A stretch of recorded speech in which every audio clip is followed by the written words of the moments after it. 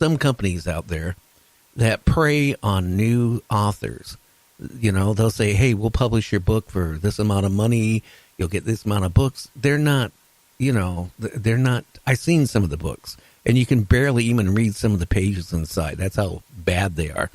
But you got to be careful. Yeah, you have to. I mean, if you're going to self-publish a book, you have to hire reputable editors, reputable proofreaders, reputable book designers if you can't do it yourself. And you have to be very wary of these companies that say that they, will publish your book for you. Because just because they'll publish a book for you for, $25,000, some people are mortgaging their house, to get a book published, which is, ridiculous. It's not so much true now, but like 15 years ago, they were really being predatory, some of these companies, on new authors. But now with social media, authors are quick to, sound the alarm and say, hey, authors, beware of this company. They'll take you to the cleaners. And also, maybe they will publish your book, but not, they may not have an editor or proofreader on staff, or they may have no distribution, which means, it doesn't go to Baker and Taylor, it doesn't go, make it into bookstores, that you're basically just left with a basement full of books that you are responsible for moving, which is very difficult unless you're, a popular public speaker and you have cells in the back of the room. So it's really important to know what you're doing and to vet any companies that claim to, publish a book for authors. Well, yeah, there's one, I'm not even going to say their name, but they're on Facebook occasionally. And basically, you submit it to them in a couple of days or like in a week, you'll have your finished books, shipped to you. And them are the ones you really got to watch out for. I'm going to be honest with you, because last resort, go to Amazon.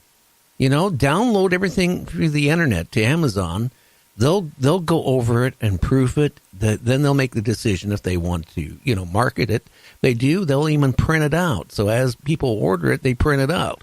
So actually, I don't think Amazon does that anymore. They have just changed. They went from CreateSpace and they just shifted over to Kindle Direct Publishing. Okay. It's my understanding that they're not offering those services anymore.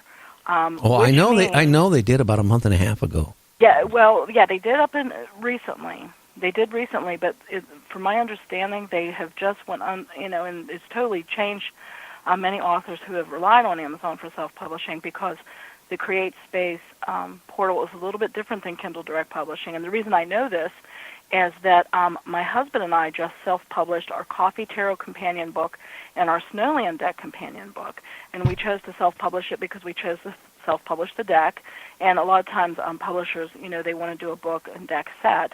And so it made sense for us to, self-publish it. But, I hired a friend of mine who was a professional book designer but also a fellow author and deck creator. And people just started getting the book today, and they were saying, oh, my gosh, how gorgeous it is and how well done.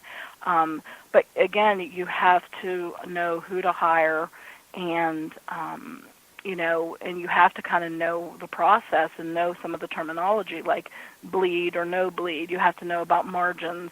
And, see, I'm not into that kind of thing. That gives me the heebie-jeebies, and that's why I use some of the Kickstarter funds when we raise money for the deck to be printed. We set aside money to hire the book designer to design both of those companion books, and I paid him to do it because I knew he had self-published multiple books in addition to being a traditionally published author, and he did a gorgeous, wonderful job, and then I don't have the headache of doing that.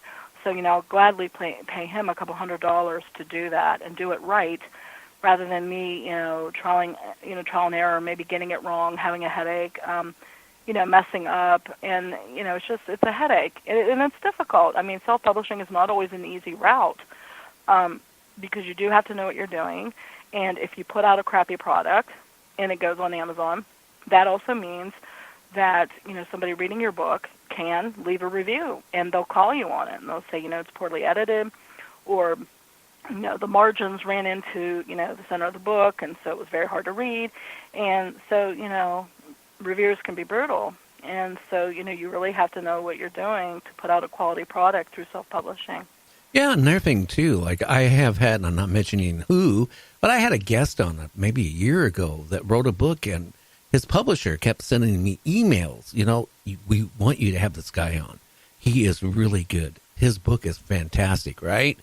Well, they never sent me a copy of the book, and no matter they said they were, and they, and they kept saying it all up to the day he was going to be on the show. Never got the book, and then halfway through, through the show, I'm sitting there asking him some questions, and he goes, "Well, I don't want to give anything away."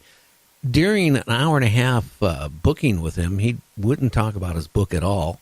The only thing I got out of him is that the book came out a year before that, and he sold one copy.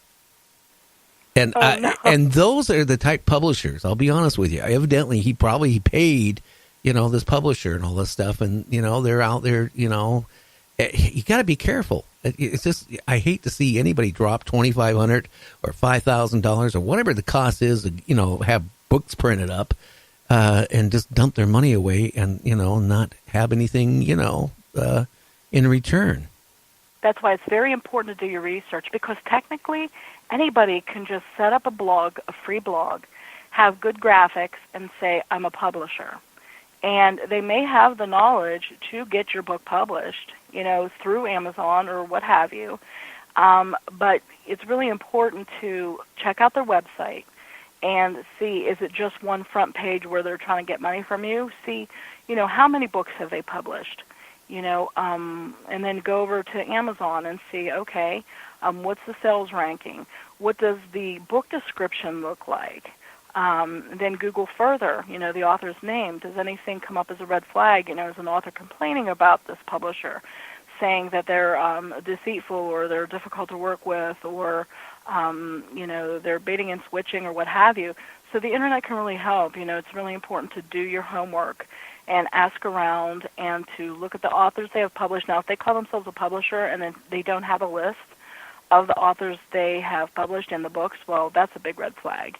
But if they do list the authors in the books, then go right out and go to Amazon, BarnesandNoble.com, BookDepository.com, or even Google, and start saying, okay, what do their book covers look like? What is the book description? What is it like?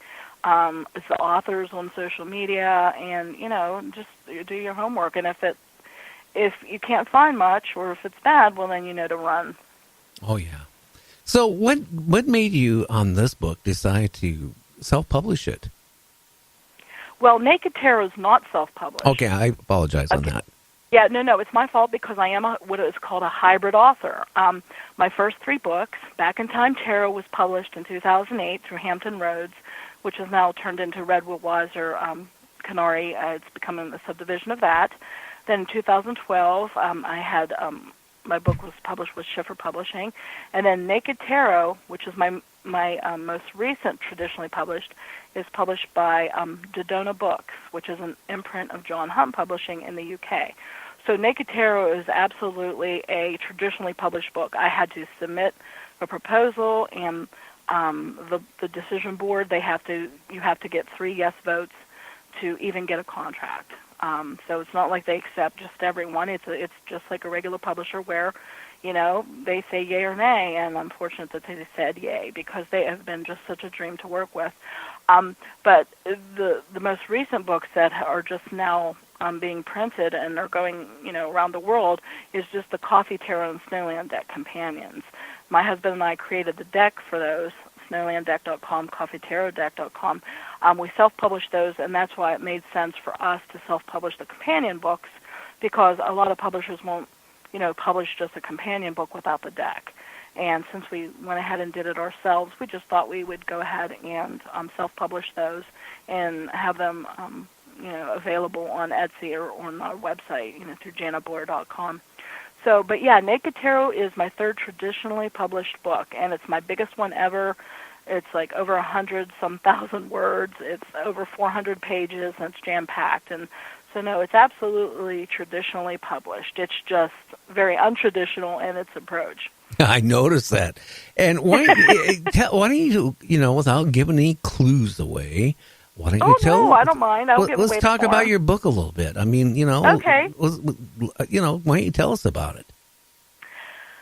Well, again, I wanted it to be stripped down and kind of in your face. I've always been a spiritual teacher. When I used to be a former Pentecostal minister, yeah, I know that sounds kind of, oh, dear God, did she really? And I'm like, yes, I went to an Assemblies of God Bible College, and I was ordained, and I was an actual pastor. But for my third tarot, my first tarot book was teaching people to read tarot backwards, meaning taking their own memories or pop culture, let's say a movie, a fairy tale, a poem, a song, breaking it down into components, and then looking consciously through the deck to pick cards to match those scenarios and journal about it. And so then they kind of create their own cache of associations, and they can teach themselves tarot with any of their decks, and make a deck truly their own. My second tarot book specifically dealt with tarot reversals, which are upside-down cards that many people find difficult to read, or they're not sure if they should include them. And so that was a very specific book that addressed a certain area that didn't have many books dedicated to it. And then, Naked Tarot came to me. I just felt like so many tarot books were just regurgitating the same old cookbook meanings, and no one was bringing anything fresh to the tarot, and it just didn't seem updated. And I was mostly out of just irritation. And I'm like, you know what? We need a fresh, in-your-face book. And even when I was a minister, my approach to spirituality was kind of a combination of a cold glass of water in the face and then a hug afterwards. Meaning that, sometimes either through being outrageous and funny, which, I'm told that I am in this book with my language and some of the things that I say, it kind of can open people up a crack, open their souls up a little, and maybe the mask falls off a little, or the resistance, and then in, can slip some spiritual truth. And sometimes I think that's what the blessing is of comedians. They're just like the jesters of old. They were one of the few people that could get away with mocking the king and saying these outrageous truths without getting decapitated, because that was part of the shtick and part of the deal. And so I wanted to have the equivalent of that energy, the trickster type energy, where you kind of joke with people and you barb with people and you point out some harsh, difficult truths, and then you laugh about it, and then you provide some understanding and comfort, but then you turn right around and you pull the rug out of somebody's feet again. And it's me. This is kind of a very big part of me is in this book, and how I approach spirituality and teaching and helping people. I am very committed to helping humanity to wake up and stay awake, and to think for themselves, and to devise their own belief systems, and to question what they believe, to know if it's really theirs or something they've adopted, and also to forge their own spiritual path without the noise and input of others in society. And so I hope that this book will help them through using tarot to be more conscious creatures on this planet. Interesting. And how about giving? Well, why don't we go into a couple of talk about some of the chapters?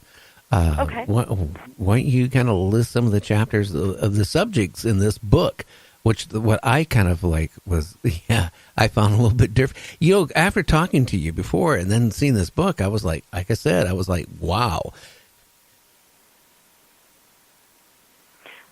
Well, what in a good exactly? way, in a good way, because okay. I get a lot of, I get a whole bunch of psychics and mediums on here, and I get younger ones and I get older ones, and I hate to say it, I mean, it's like complete different generations of, apart of what they're doing, and, it's just like the opposite of each other, actually.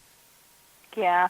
Well, everybody, everybody's different. And I do find that a lot of the people within, sad to say, the New Age circles can be a bit shallow. All they talk about is crystals or numerology or what have you.